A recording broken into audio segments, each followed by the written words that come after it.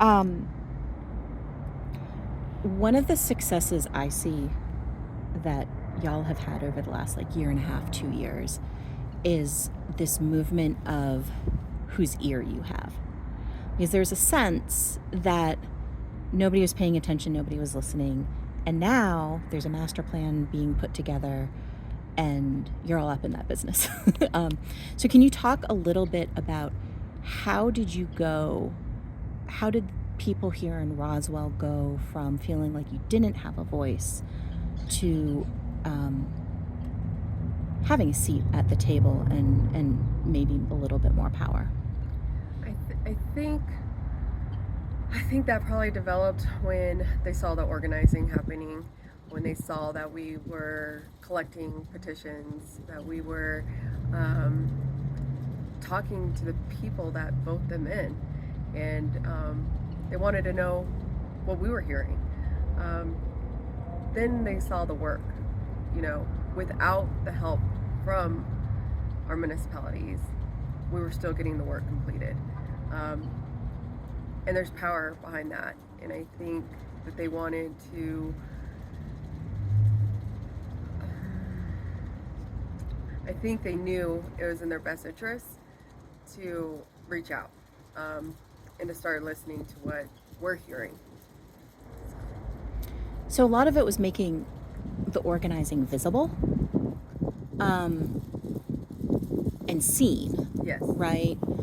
Can you talk about like maybe was there a key moment that you were like, oh, they see us now, or was it a collection of moments? I think it was a collection of putting our vision out there, talking about the vision, and then seeing the action behind it. And when the action started happening, I think people wanted to be part of that. They wanted to be part of not just a movement, but something that was benefiting our community, our people, our neighborhoods.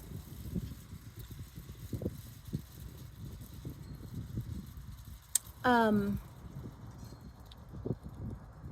what have you, on a personal level, learned from doing this work?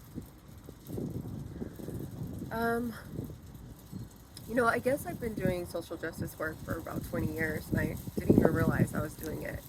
I didn't know if this was organizing.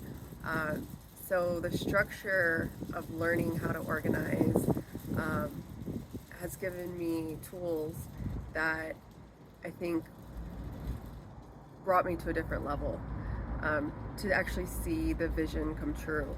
Um, it's it motivates me when I hear other people's stories, when I hear um, the struggles, but then also the hope. Um, and the hope comes from people feeling heard and validated. So, Um, what is your vision? Like, what next for the project here in Rehab to Rental? I mean, you guys are obviously doing some very concrete work right now, like physical yeah. work on houses. But what's your dream for it? Like, what do you think the next steps are? I would really love to see a whole different variety of housing being built, um, that is affordable, obtainable, sustainable, renewable. Um, I want to see Roswell be the lead for other small rural communities to say, look what they're doing down there. We can do that too. That's that's my ultimate goal. Amazing tee up to my last question, which is, what does it mean for another city, my city in Greensboro, North Carolina? What does it mean for Roswell to be making this progress, this organizing to be making this progress? What does it mean to me?